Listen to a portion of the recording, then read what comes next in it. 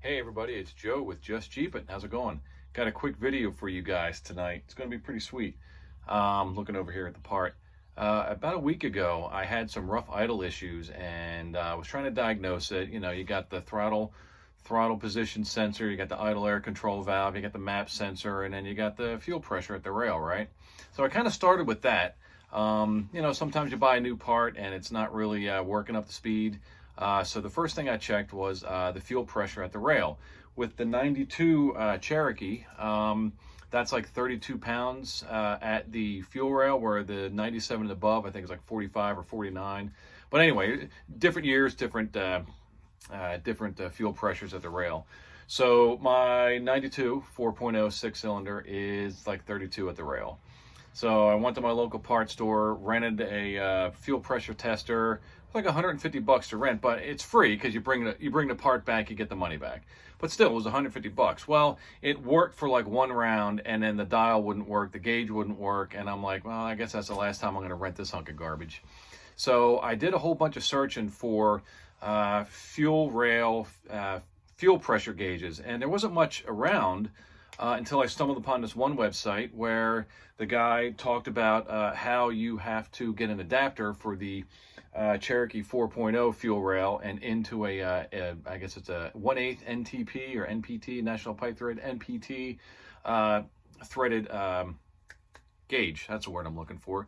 So got the part number. It's all the stuff's on Amazon. It's a piece of cake, and I'm going to put all the descriptions, the links, and everything in the comments below. So it's super simple. I don't know if I can flip this around here. I don't think I can.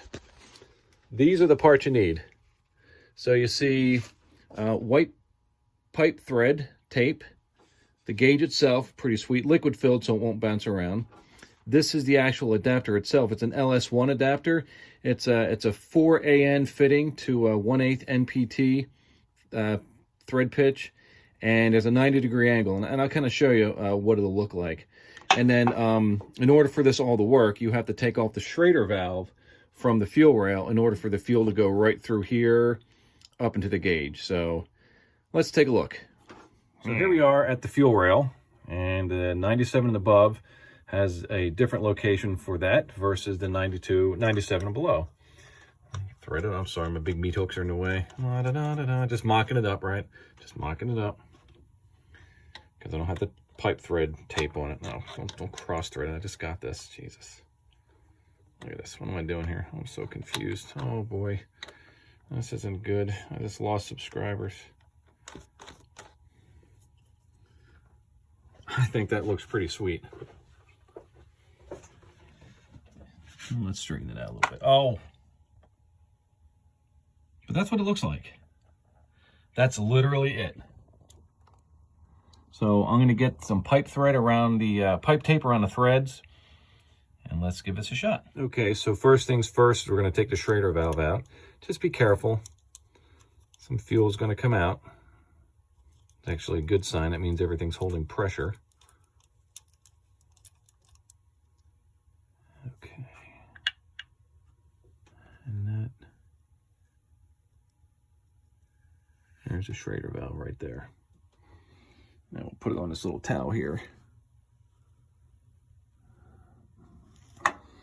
Guaranteed I'll lose that in about 5 seconds.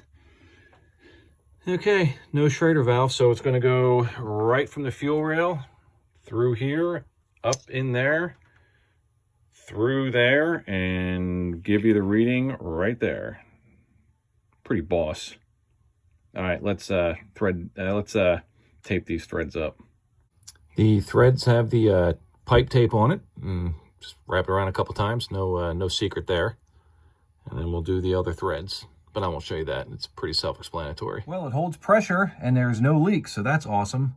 But my damn battery's dead, so we gotta wait for the battery, the charger, to do its thing so we can actually see it running. But I had a feeling that this would be dead. But anyway, come back in about a half hour. We'll see what's going on. But it's holding pressure, which is awesome. And no leaks. More awesome. Well, there you have it.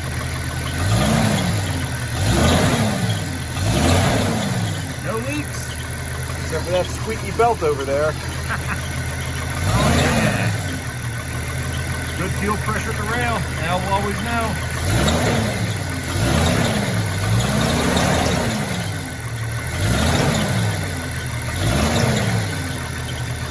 Beautiful.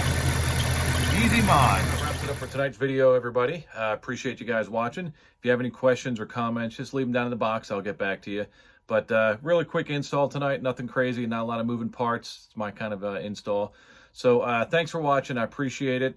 Thanks for tuning in. If you have any questions, like I said, just let me know. Click like, subscribe, hit the bell so you know what's going on. Like to give you lots of good information coming soon. Can't wait for the big reveal. Like I was telling my buddy Jeff at work today, it's pretty much completed. I miscalculated the amount of paint I need, so it's almost done. But as soon as I'm done, I'm gonna roll out a big reveal video. You guys are gonna love it. But I'm dying to show you. It's killing me. It's looking so sweet. But take care of yourself. Take care of your Jeeps. God bless our troops, and we'll catch you on the next video. Oh, by the way. I was just looking in my welding cart, and I'm like, hey, what the hell is this? It's a socket I've been missing. It's a 1/4 inch or whatever the small one is. I don't know. I've been missing it for about a month and a half, and I finally found it. So it's a good night in the shop. Take care of yourself, everybody. See you next time. Bye.